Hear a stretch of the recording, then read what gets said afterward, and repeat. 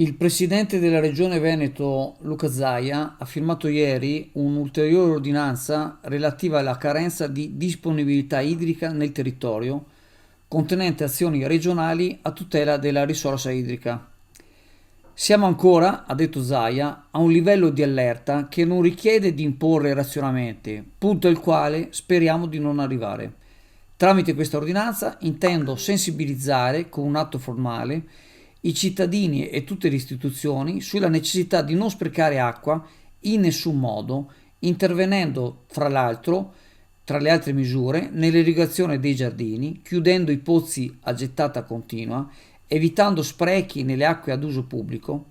Per quanto riguarda l'aspetto agricolo, aggiunge il Presidente, purtroppo sappiamo che a causa di una rete datata per l'irrigazione arriva dal 40 al 60% dell'acqua disponibile all'origine.